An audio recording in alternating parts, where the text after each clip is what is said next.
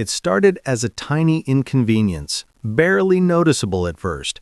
A few footprints here, a bent patch of grass there, but soon my front yard became a public shortcut, a daily parade of strangers who acted like my property was their sidewalk. I tried warning them. I even spoke to the HOA, but instead of helping, they brushed me off, like my boundaries didn't matter. That's when I realized this wasn't just about grass. It was about control, and the moment I pushed back, everything exploded. So, what happens when a quiet homeowner finally stands up to the HOA's arrogance?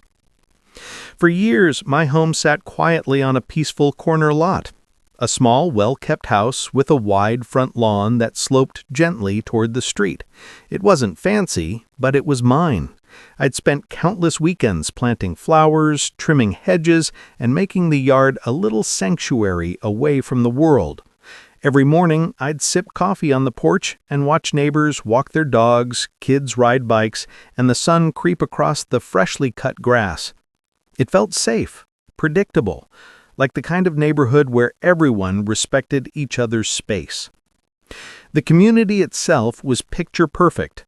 The HOA kept the streets clean, organized events for the holidays, and sent out their monthly newsletters with cheerful slogans about preserving neighborhood harmony. I didn't pay much attention to their rules back then. I kept my property neat, paid my dues on time, and figured that was enough to keep everyone happy. For a while, it was. But over time, I started noticing something off. A few people began walking straight across my lawn instead of using the sidewalk. At first it was just one or two. Maybe they were taking a shortcut to the community pool or avoiding the corner. It seemed harmless. But then the footprints became paths. The grass wore thin. What was once a private yard began to look like an unofficial thoroughfare. I mentioned it casually to a board member once during a neighborhood event. She gave me a polite smile and brushed it off, saying, "Oh, that happens sometimes. It's just part of living in a community." Her tone made it clear this wasn't something they planned to take seriously. That moment stuck with me. It was the first tiny crack in the illusion of neighborhood harmony, a quiet warning that the rules didn't always apply equally, and that the HOA's idea of community might not include respecting individual property lines. I didn't know it yet, but that thin dirt path through my lawn was just the beginning. The real conflict was waiting just around the corner, and once it started, there would be no going back. It didn't take long for that thin dirt trail across my lawn to turn into something more permanent. Each day more people cut through. Teenagers heading to the pool, dog walkers avoiding the sidewalk, and even a few board members themselves strolling across like they owned the place. My carefully trimmed grass became a beaten-down strip, muddy after rain, dusty in the heat. I tried reseeding it once, thinking it was just a seasonal nuisance. Within days, the new grass was crushed again. I decided to bring it up at the next HOA meeting. I wasn't confrontational. I simply explained the situation and asked if they could put up a small sign or remind residents to use the sidewalk. But instead of support, I was met with thin smiles and vague promises. One board member even chuckled and said, "Maybe you should install a little stepping stone path if it bothers you so much." I left that meeting uneasy. It was clear they didn't see the problem as mine to fix. It was me they saw as the problem for pointing it out. A few weeks later, I installed a short decorative fence along the edge of the lawn. Nothing dramatic, just a few feet of black metal pickets to subtly guide people back to the sidewalk. It looked neat, matched the neighborhood aesthetic, and I thought it would finally solve the issue. I was wrong. 2 days after the fence went up, I received my first letter from the HOA. It was thin, official, and worded like a legal threat. Violation: unapproved exterior modification. You are required to remove the unauthorized structure within 14 days to avoid daily fines. I stared at the paper in disbelief. The same HOA that shrugged at trespassers crossing my property suddenly cared about a modest fence meant to protect it? I tried calling, hoping to explain. The response was curt. I needed to submit a formal application and wait for board approval. When I asked how long that might take, the answer was chilling. It depends on our schedule. Meanwhile, the path across my lawn kept growing. I submitted the paperwork immediately, but weeks passed with no response. In the meantime, I received 2 more letters, this time warning of escalating fines for failing to remove the fence. Each letter was more threatening than the last, hinting at legal action and property liens if I didn't comply. The HOA had ignored the trespassers, but they were relentless about the fence. One morning, I walked outside to find a board member and a landscaper standing at the edge of my yard. They were inspecting the fence like it was a crime scene. The board member saw me, gave a forced smile, and said, "We're just making sure everything's in order." The tension in that moment was unmistakable. I hadn't broken any real rule. I'd simply challenged their unspoken control over what happened on my land, and now they were pushing back. To avoid daily fines, I reluctantly took the fence down. The moment it was gone, the path was fully reclaimed by passers-by. People didn't even hesitate. They walked across like nothing had happened. That was when the real harassment began. Mysterious HOA reminders started showing up in my mailbox. Notices about overgrown shrubs that were perfectly trimmed. Warnings about trash cans visible from the street when they were exactly where everyone else kept theirs. They even sent a notice claiming my mailbox color was non-compliant, even though it matched the neighborhood standard. Each letter carried the same veiled threat. Failure to address this issue may result in fines or legal action. It became clear this wasn't about the lawn anymore. This was personal. I attended another HOA meeting, this time prepared. I brought photos of the path, copies of my fence application, and the pile of warning letters. I laid everything on the table in front of them. The board members exchanged glances, some smirking, others avoiding eye contact. The president of the board leaned back and said, "We understand your concerns, but as a homeowner in this community, you need to follow our guidelines like everyone else.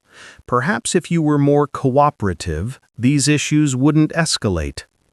The room was silent. More cooperative.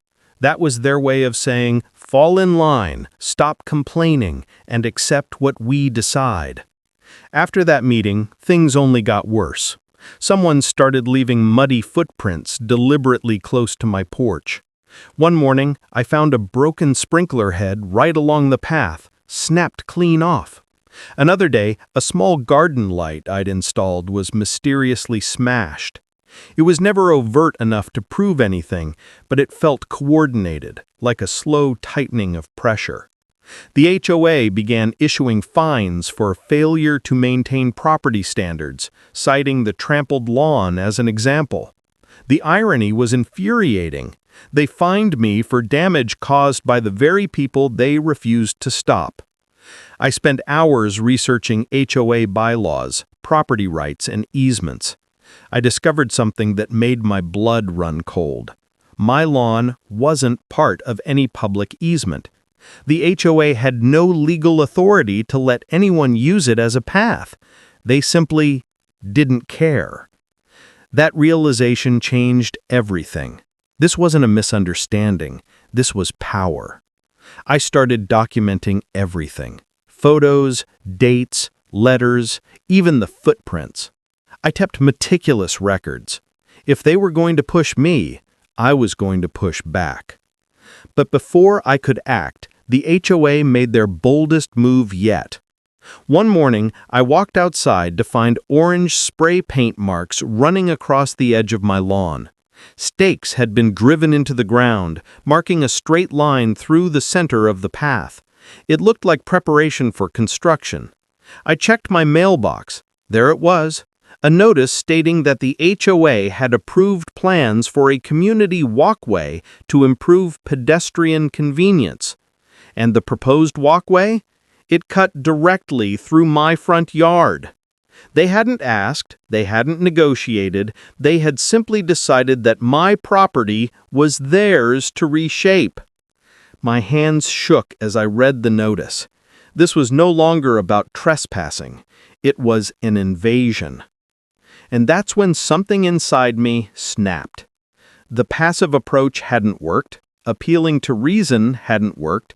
Playing by their rules had only given them more leverage. I decided then that if they were going to cross the line, I was going to draw one they couldn't ignore. The stakes had never been higher. When I saw those orange construction stakes driven through my lawn, something inside me shifted.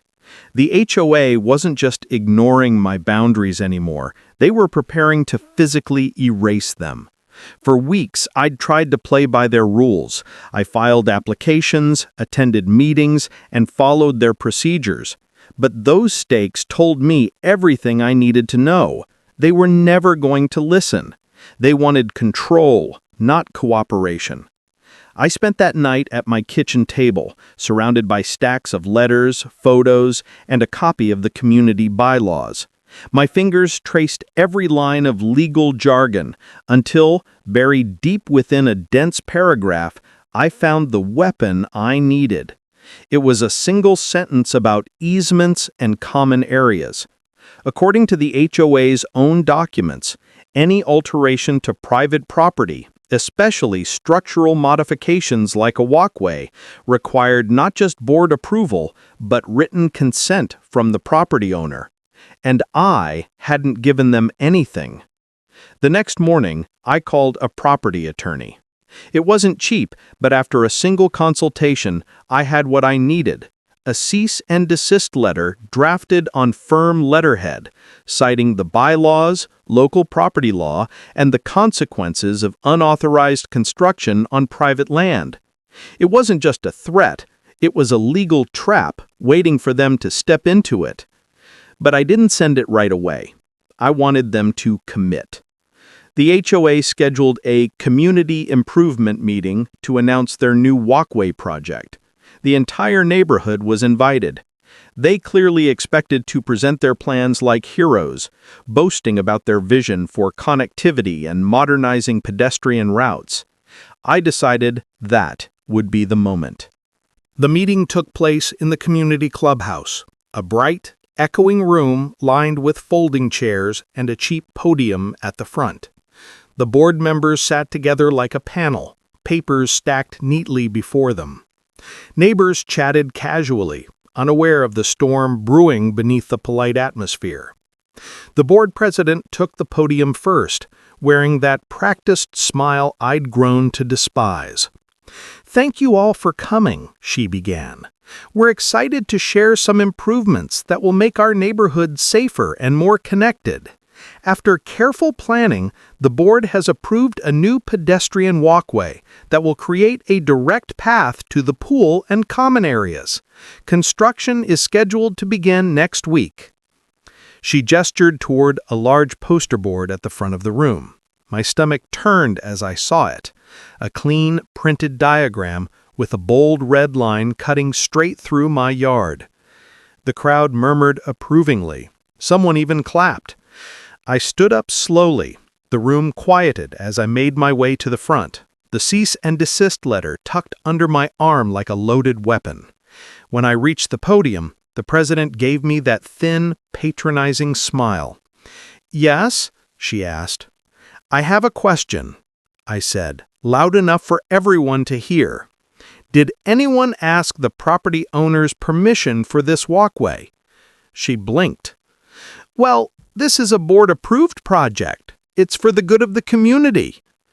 "I didn't ask that," I replied, my voice steady.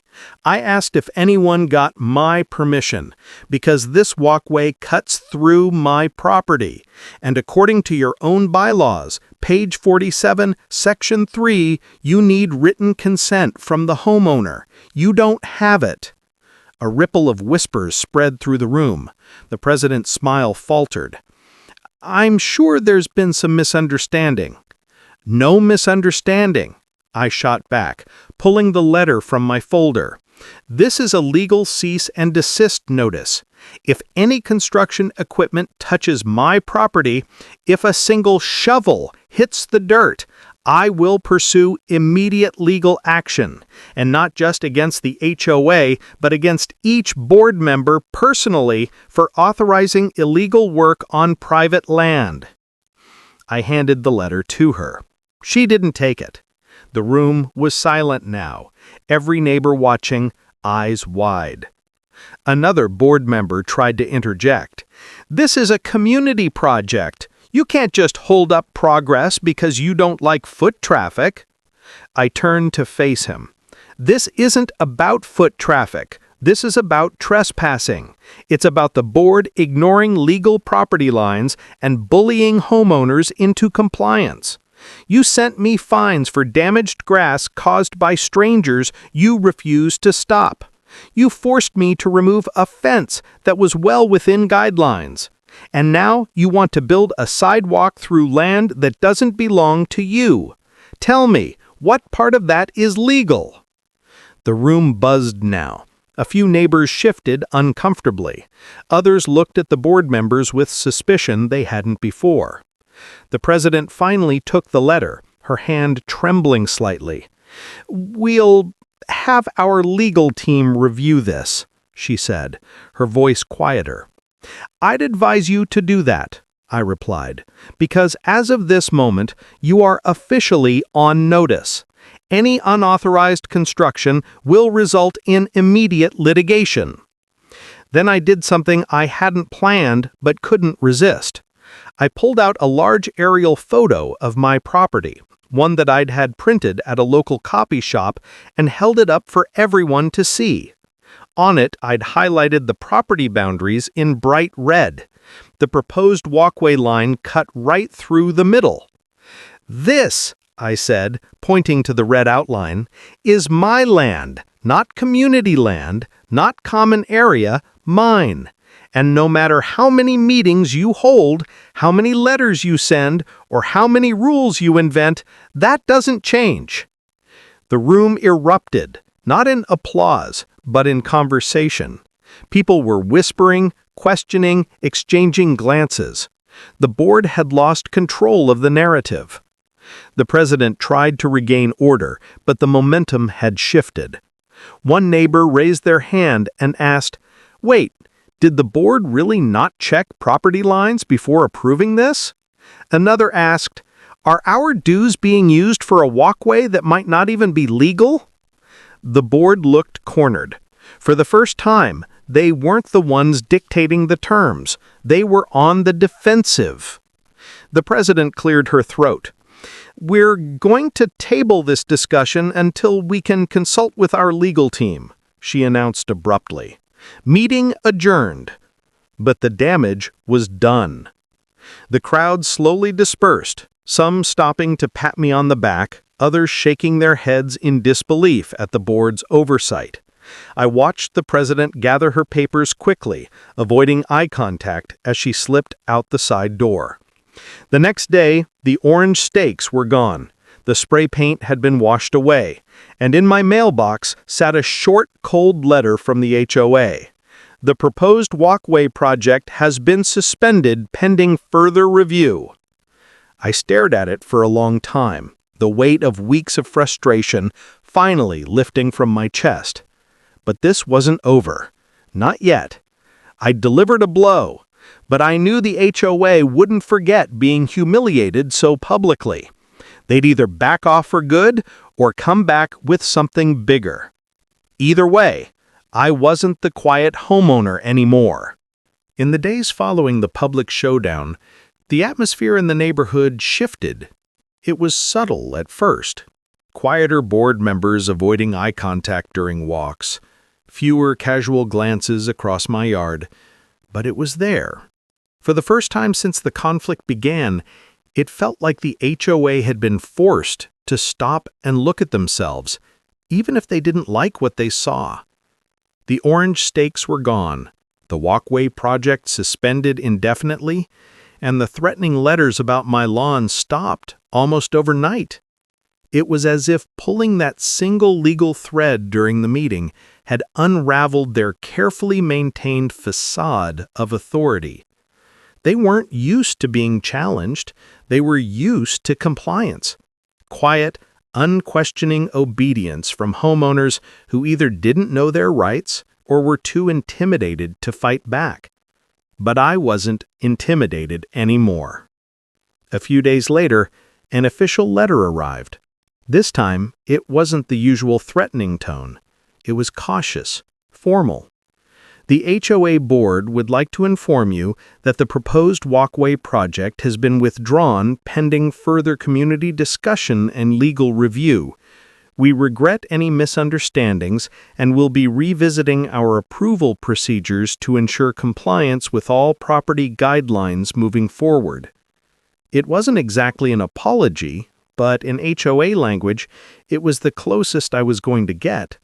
And more importantly, it was in writing. They were backing off.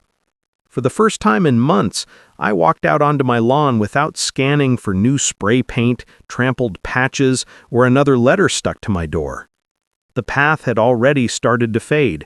The cooler weather had helped the grass recover, and I'd reseeded it once more. Every new sprout of green felt like a small victory, not just for my yard, but for the principle behind it. But the impact didn't stop at my property line. Word of the meeting spread quickly. In neighborhoods like ours, gossip moves faster than any newsletter. Neighbors, who had once shrugged off HOA actions as just the way things are, started asking questions. At the community pool, in driveways, during evening walks, people were talking about property rights, easements, board overreach. One neighbor, who'd lived 2 streets over, told me how the HOA had forced her to repaint her front door 3 times because they kept changing the approved shade. Another couple quietly admitted they'd been fined for parking their car in their own driveway overnight because someone on the board thought it looked cluttered. Before, these stories had been shared in hushed tones, like nothing could ever be done. Now they were being spoken out loud. The walkway fight had opened a door no one could close again. 2 months later, something happened that I never expected. The HOA quietly announced board elections. 3 positions were up for vote. Normally, these elections were sleepy formalities. Only a handful of people showed up, and the same faces rotated through leadership roles. But this time, things were different. Flyers went up. People were campaigning. There was a sense of energy, even defiance. I didn't run. I had no interest in becoming part of the board I'd spent months fighting. But several neighbors, people who had watched what happened and decided enough was enough, put their names forward. And this time, the community actually showed up to vote. The result was a shock to the old guard. 2 of the long-standing board members were replaced by new homeowners who'd promised to increase transparency and actually enforce rules fairly.